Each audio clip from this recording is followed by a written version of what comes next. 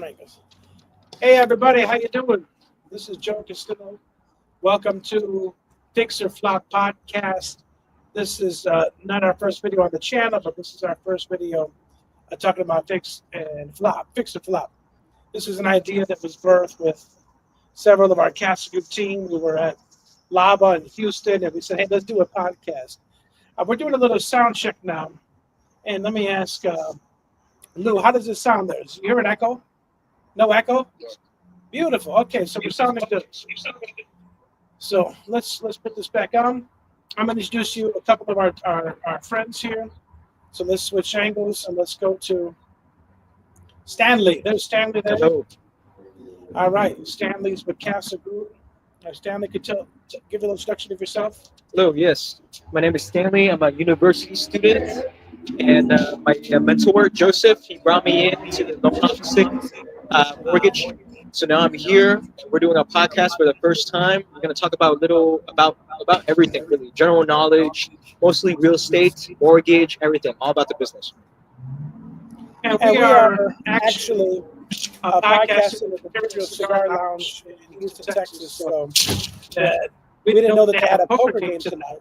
So I guess I heard poker game was Wednesdays, but I found out it's Tuesdays and Thursdays. So we just said, let's move it outside here. And we're going to have a good friend of mine, a newer friend of mine, but a good friend, Lou from New York. He's going to be right here. He's just kind of sound checking us. But we're good. If we sound good, we're ready to go, Lou. So a little bit about Castle Group. We'll give you some introduction. We're a mortgage company based in Houston. I am the founder, Joseph Castillo, and we're happy to do this and happy to have you on.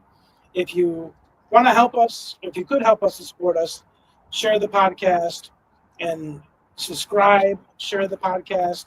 And we're going to be talking about all things concerning real estate and whatever else, some different testimony stories and different things. And we had different friends on and guests on. So today we do have Lou, and we have Stanley with Castle Group. So let's see if we get the mic here. Boom. Let's go out, and I'm gonna zoom in on Stanley there. Hello. And Lou, have a seat. Have a seat. Take a seat, brother. Yeah, you could log off now. I just wanted you to sound check. Make sure the sound. I'm trying to see if because I do have some echo. There is some echo. So let's see. We're all That thing's fine now. okay. There's no echo now. Okay, I'll lock off already. Okay. A little bit. It's not that much. We could limit some echoes through mic management if we could narrow it down. But I'd like to introduce Lou. So let's switch cameras here. I'm gonna remove myself there. And there you got Lou, Stanley, and Lou, feel free to just introduce yourself, and you can tell them how we met. My name's Louis. Last name's Lou, and I met Joseph through a friend of mine, and this is something new, and I'm interested. I'm passionate to learn about about the business, and I'm from New York. Moved to Houston 7-8 years ago. Yeah. So the way that I connected with Lou was I was at the cigar lounge and I was talking to the owner here, and I said, little of my story. I was in China, moved to China, I did TV and movies and so on. I was in real estate. Actually, I was in banking. I started off, I think, in like 98, 99, 18, 19 years old. I got a job at Harris Bank. And Harris Bank is owned by Bank of Montreal. And so I was started off in the mailroom, opening up envelopes, processing the checks. How was that like, Joseph? Was it annoying or was it? It was very boring. But you put some headphones on, listen to some cassettes back then, and you just open up the envelopes, process the envelopes, sort the mail. And so I started off there. Then I went to deposit account collections with Chase. Then I went through with Fifth Third Bank. And then from there, I started doing mortgage brokering in Chicago with a company called Chicago Funding.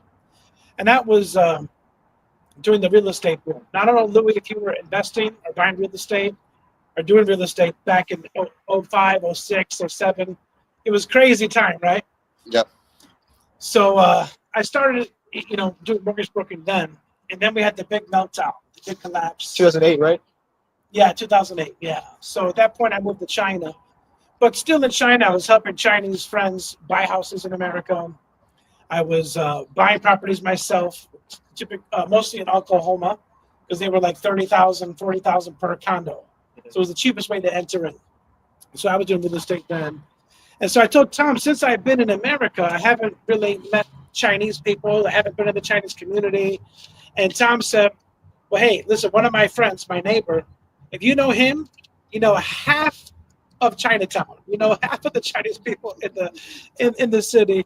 So I want you to connect with Tom. And so me and Tom met, and Tom started telling me about a lot of business he does and so forth. So we started kind of talking, and we're going to be actually cooperating together and helping service the Chinese community. But he's from New York, from Queens, Flushing, New York. Flushing, New York. Yep.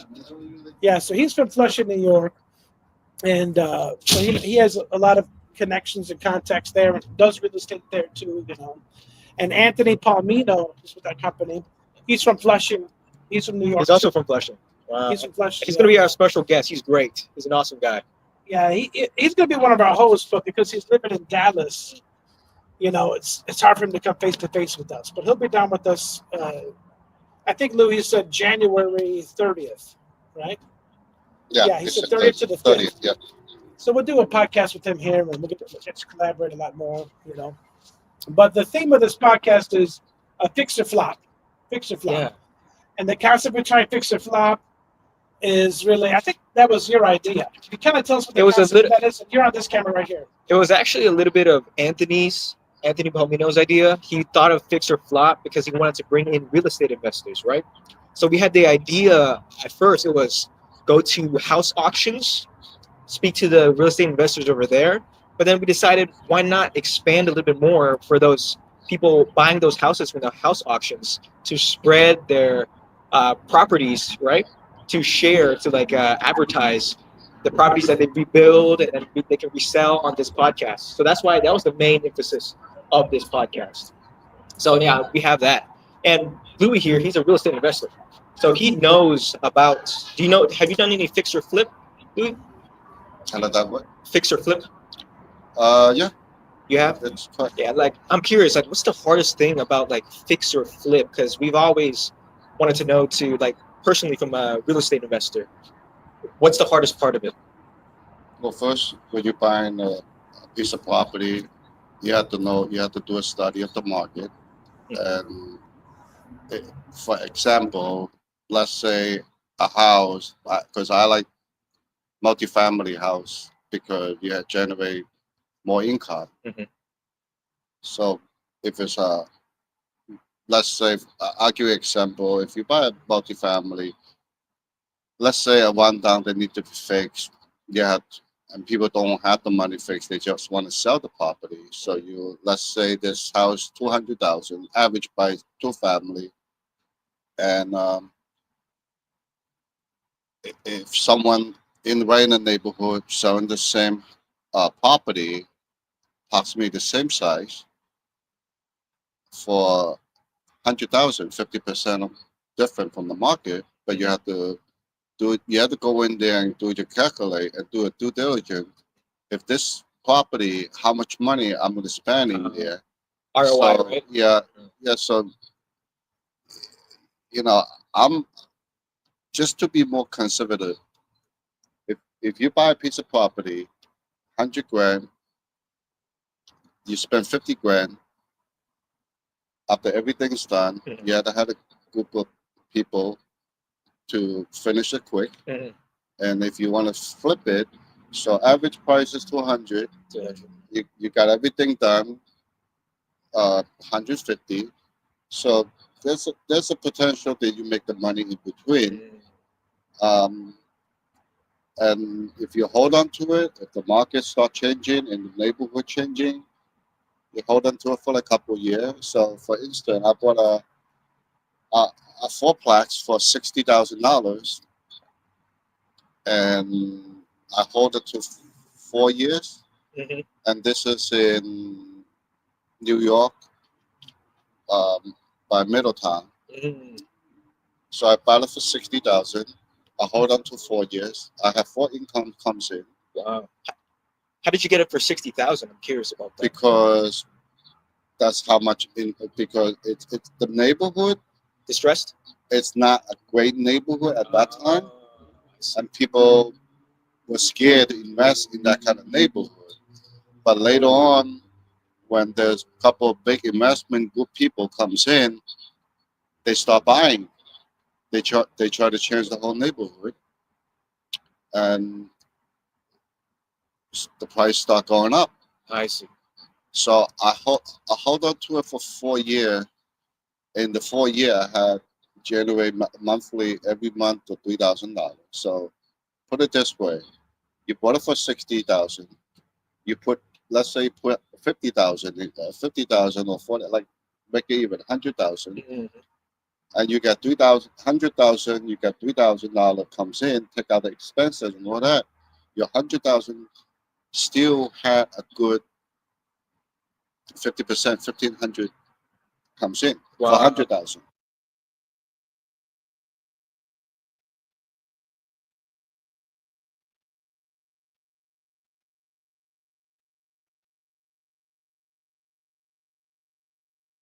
You just have to have you need a little luck, okay? You need a lot of luck, we'll right? know that area 4 or 5 years later that the neighborhood has changed. When the neighborhood changed, people comes in. There's more business, more retail, especially big department store coming into the city. Mhm. That make a big difference. So you say it was luck, but you did take a calculated risk too, right? For me, I wasn't thinking to sell it. I was thinking to hold on to it. So I spent 100 grand every month. From the 100 grand, I got 15 to $2,000 income from the 100 grand. I'm okay with it because I bought like 8, 9 property during that time. So for me, it's okay. It generated income comes in. I hold on to it. If regardless what, at the end of the day. But there's a lot of work to do. So you still have to deal with the tenant. You still have to do. You gotta deal with all the maintenance. Making sure people are happy living in your home. Yeah. So it's still a lot of responsibility. But to me, it's worth it. After 4 or 5 years, then there you go. People start coming in. House price keep going up. That's a good, So Not bad, right? So I'm curious, what about young investors today? I know it's a lot more expensive than it was 5, 10 years ago, right? House market is going up, and I don't know if we're in a bubble or not. You know what I mean, Joseph? Have you heard about that? The real estate bubble? Now? Not right now, but there's a lot of people saying there's going to be a fear of them because the house market is really expensive. I mean, I've heard some conversations like that. I've heard people say we're in a bubble. I don't believe that. Every year the news says the market's having trouble, the market's slowing down. But they always say that during the time where the market does slow down, winter time, so on. But the sales always start to go up March, April, May. So if you look over the last 15 years, that they've been saying that every year, house sales have gone up, up, up, up, up, up. Now, true enough, there are a lot of people that are waiting for the rate to get better. Yes. But guess who's not waiting? Investors. BlackRock. BlackRock has bought up 40% of all of the single family homes. Wow. I heard they also bought a lot of Bitcoin too. Yeah, yeah. So investors are buying, and BlackRock's buying. Why are they buying when the rates are high? Because smart people know you don't buy the rate. You buy the house. You buy the real estate. The rate is always changing. You just refinance, you know. So there's a saying that says you you date the rate like a girlfriend. You date the rate, but you marry the house. So the house is a long-term relationship. The rate you're just dating. You're not that serious. It's a one night stand. It's not that serious, right? But the house is the deal. So you buy a house, it's a high rate, 10%, 15%, whatever. And when the rates drop, boom, you refinance. But that house price is going up. So rates are going like this, but house price is going like this. So who cares if you buy the rate right here if the house is going up here? And then when you refinance, you hold it, but the house price keeps still going up. Don't you think that's right, Lou? Yes. So if you ask me, some of them professional. Yeah, some investors. Okay. Let's say in our city, Houston, downtown, where the Manil area, third wall, fourth wall area. A townhouse right now, the market price is around 400,000. Around 400 to 450,000. The rent over there, if you try to rent a townhouse in that area, the rent is going to be around anywhere 3,000 to 3,500 a month. Yeah. If I'm like 20 something, I'm making anywhere 80,000 to 100,000. I can afford to pay the rent. Why not put a small percentage of the down payment Yeah. instead of paying somebody's mortgage? I'll pay for my own mortgage. I'll consider it like a saving because I'm gonna pay my rent regardless, right? So why not have a piece of your own property? But there's a good potential that it's going to gain because maybe the inflation, the money, it's going to be a couple of years later, it's inflation. If you put it into, I consider buying purchase a property as like saving, and better than just yes, there's liability you have to carry, you have to pay. There's property tax, there's other maintenance you have to do, but to me, it's worth it. Yeah, because I know a lot of young investors, they always complain about interest rates are always rising. And they also complain about the housing market being so high up. So do you think that the young investors will have to put in more capital, like more money to invest nowadays than people did before? Or do you think it's like the same thing with what's going on right now? It depends on the market. I think it's the same thing. So I had a friend that who usually pay around 3,500 a month for the townhouse. I told him why you want to pay somebody's mortgage? Why don't you do this? Yeah. You purchase a townhouse. You rent two. You have 4 bedroom. You rent 2 bedroom out. The 2 bedroom are able to cover 80% of your monthly expenses.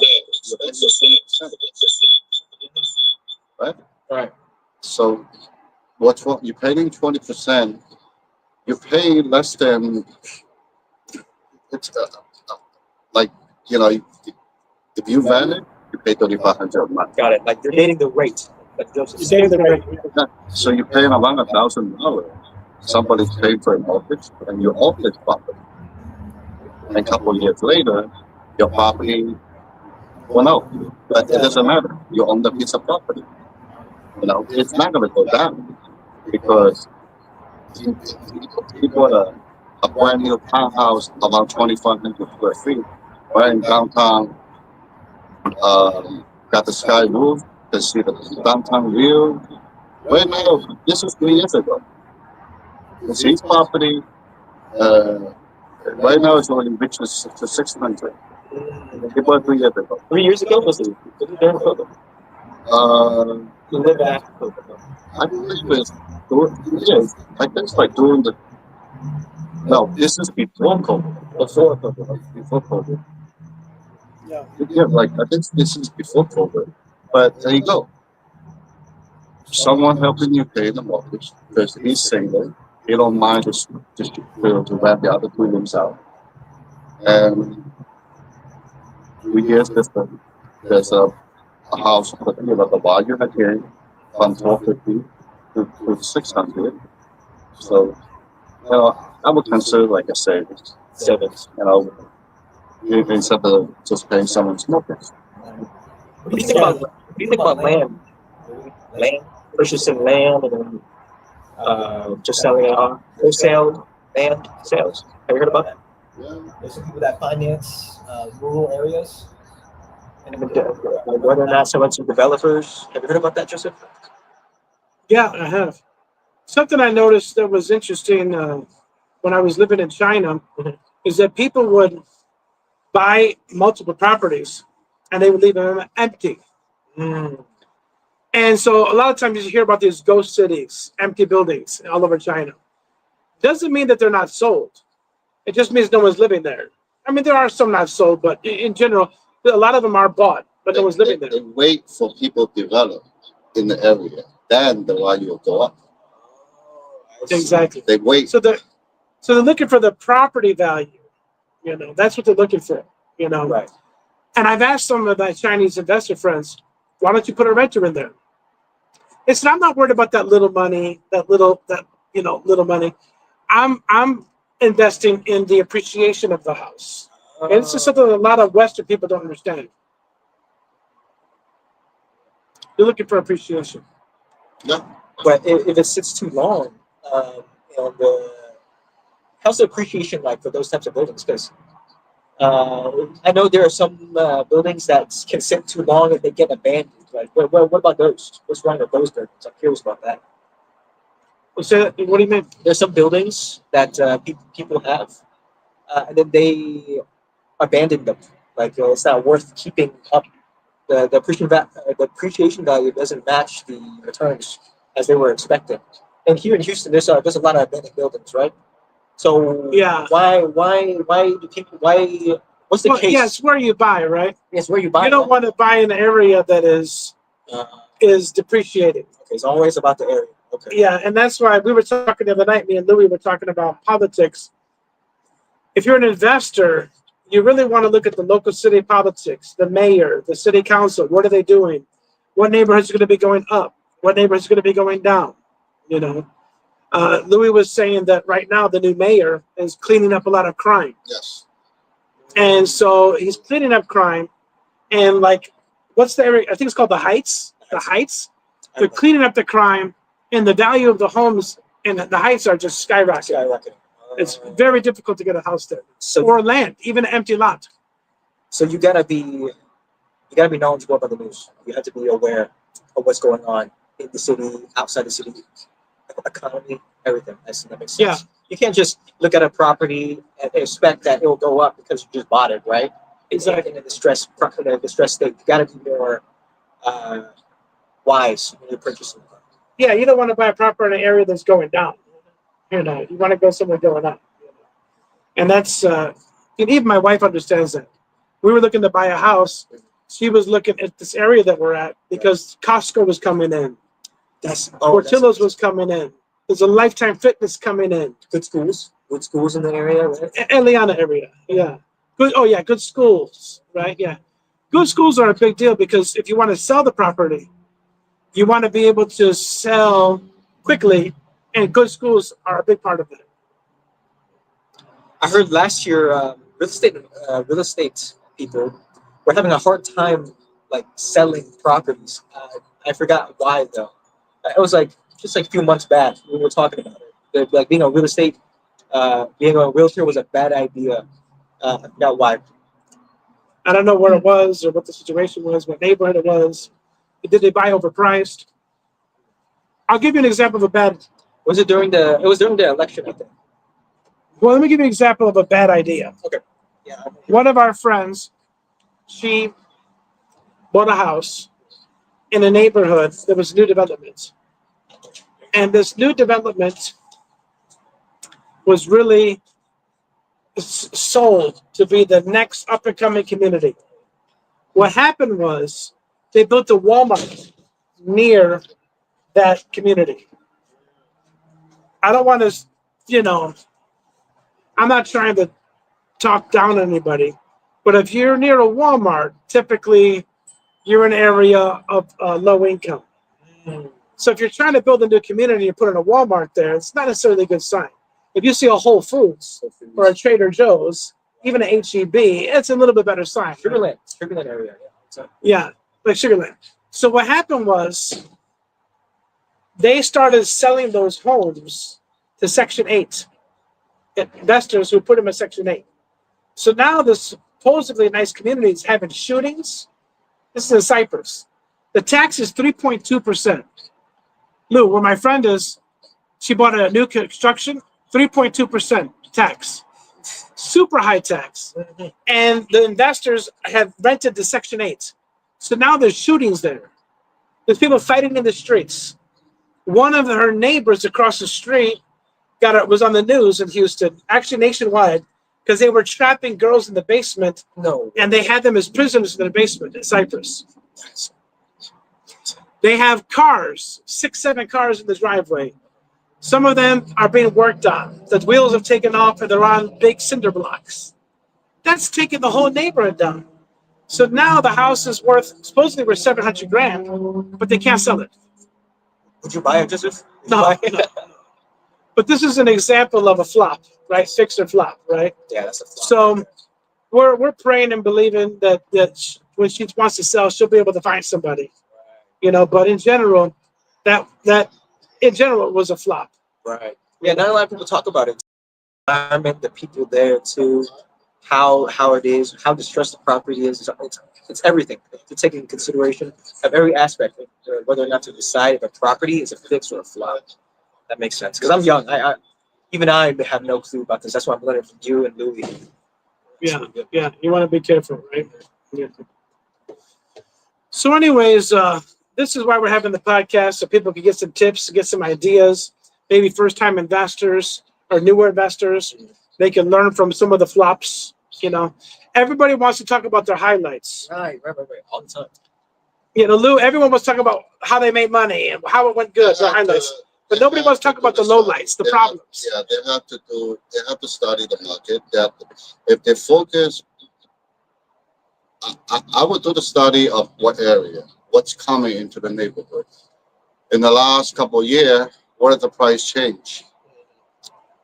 So Try to. you have to do, you have to do your due diligence. You have to do your homework. You have to study it. Then also, if you're thinking, okay, what's my price range? What's the interest rate to calculate that you can able to afford it? Because doesn't mean if you want to buy something for investment, sometimes you don't have any tenant, so you have to have backup money to back up in case in the next 3 months, 6 months, I don't have the tenant, but there's still mortgage to pay. There's a risk, but you have to calculate the risk. Yes, sir. So what's an exit plan? So if someone buys a flop property, what would be your exit plan? How would you escape that to make sure you lose as little as possible? Like, I'm curious about that. Let's say you buy a flop property, let's say in the middle of Houston, $200,000, right? Yeah. But then that area all of a sudden has more gang violence or just violence in general, shootings, etc. How do you exit out of that? How do you save your investment? Do you just leave it there? Do you just sell it for cheaper, for cash? What's your exit plan? For me, there's always people. If the neighborhood, when you buy it, before was a great neighborhood, and all of a sudden it turned into a bad neighborhood, this is the thing you cannot control. That's true. If that happened, if it's turned really bad, you cannot even go. It's not even safe for you to go there to collect your rent. Then you know what? Sell it. Consider it a loss. But if not, if it's still okay neighborhood, just rent it out to tenant. Don't sell it yet until at least you have some income comes in to cover up other expenses. Yes, maybe it's supposed to be $2,000 a month back then, but now if you're gonna have to take a tenant for $1,000. Consider you still have $1,000 comes in to cover up some of the expenses, and just wait until the neighborhood change, zone will change, and sell the property. Get your investment money back. Yeah, if you're a first-time investor, you don't want to lose your pence. You want to make sure you can handle the risk. You got to think about the risk. Yeah. And that's important. That's part of the reason of this podcast, also to tell good stories. I have one friend, he's from Iraq, Chaldean. He bought a property in Tulsa, Oklahoma. I did a refinance for him. He bought a property for $1 million. He put $300,000 into it to make it real nice. He made a marijuana shop. But he was losing money because there were all these little marijuana shops popping up, and they were selling it dirt cheap. They had no nice decoration. It was just like a shack. But they were undercutting him, and he was losing money. But he bought in a good neighborhood. So what happened was he called me up, and he said, listen, I have a buyer. They'll buy my shop, and they're going to put in a national chain restaurant for $2.3 million. But I had to pay off my loan because my loan was a balloon, and it was expiring. So I did a hard money loan. He paid like 5 points. So he paid like 5%, 50 grand in fees. But he sold it for $2.3 million. He walked away with about $1 million. Wow. So the business went wrong. The whole plan went wrong, but he bought in a good area, and he almost doubled his money on the appreciation. That is a great ROI.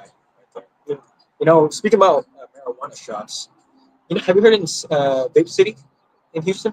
Vape City, I've seen it. Yeah, it's a monopoly. Heard about that? No. Yeah, there's don't quote me on this, but there's a regulation going on where you cannot have a new smoke shop, the vape shops anymore. But typically, especially if it's near another one. Right. They want it to be spread out more. I know that. And Vape City, it has like over 200 locations. Wow. Yeah, and I'm not sure. Don't quote me on this. I don't know if it was a deputy or a sheriff, but he owns all these Vape Cities.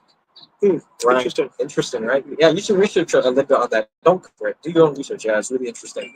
And so now all these other startup vape stores, they can't expand anymore because of this regulation. So they can't spread. They can't build new vape stores anymore. It's a crazy it's a crazy thing going on. Well, I'm not a conspiracy theorist, but if he is the sheriff or whatever, and he could push those kind of laws, he could keep out the competition. Exactly. Exactly. But don't call me on this. I don't want to. Yeah. But yeah. Well, listen, I'm going to wrap it up. I think that we've gotten a few good tips here tonight. The lighting is not very good. The audio is not very good. We're just kind of working out the kinks. But we do appreciate those who watched. And we send our love. I'll let everybody say goodbye. Have a good night, everyone. Good night, guys. Thanks for joining us, guys. We appreciate your time. We thank you. And those watching, you mean so much to us. Even though we have some difficulties with lighting and sound, share it. We're going to be improving it, making it better and better. Thank you very much. Good night.